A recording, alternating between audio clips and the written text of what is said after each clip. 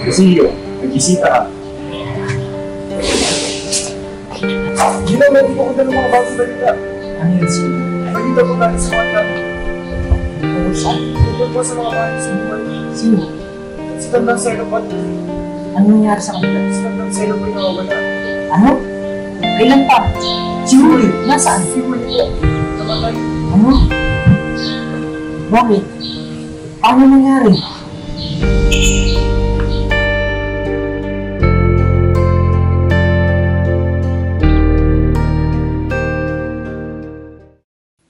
Narinig niyo ba? May handaan daw si Don Timoteo para sa kasal ng anak niya. Kaswerte niya. Makukuha niya yung bahay ni Kapitan Tiago. Kasosyo pa si Simon. Tapos, balita ko, mayaman pa yung mapapangasawa ng anak niya.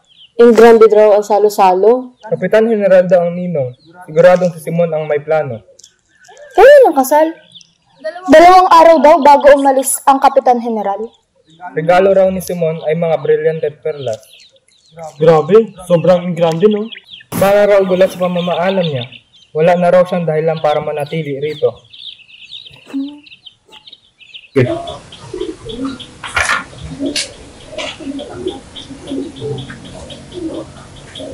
Para saan ng parang senyor? Espera.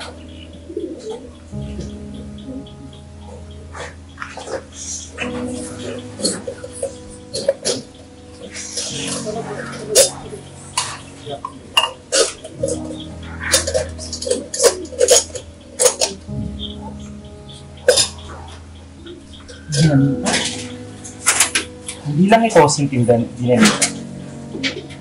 Hustisya ito na matagal lang ipinagdamag.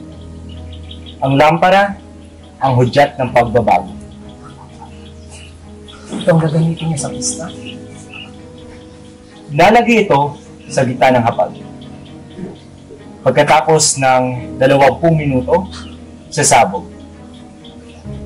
Lalamunin ng apoy ang lahat ng kasinungalingan. Tapos na ang papito.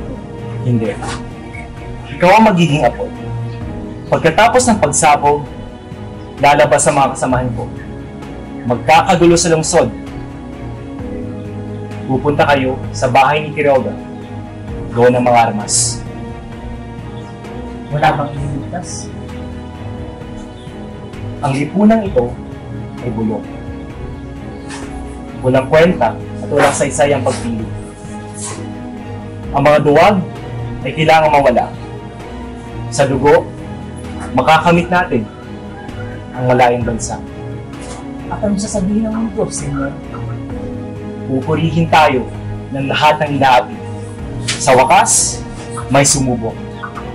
At nga ba nag-aalala ako sa mundo? Yan, Esther. Magkita tayo sa San Agustin na 10 ng gabi. Pumunta ka ng Aliwagi at doon tayo magkita bago mag-alas 9.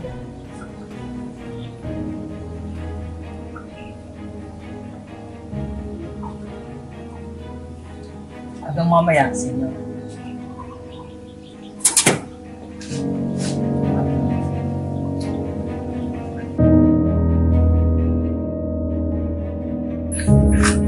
Sigan. May kailangan malaman sa plano sa inyo. Anong plano? Ba't ka ganyan? Alam parang ibigay sa kasaluhan. May bumbay. Ikaw sa mayon yan, at sinyan. Lahat ng naroon. Ano? Si Paulita, andun siya. Kasama si Doña Victorina. Ang mga panahuin. Ayoko na. Hindi ako papayag. Hindi ako papayag sa Paulita.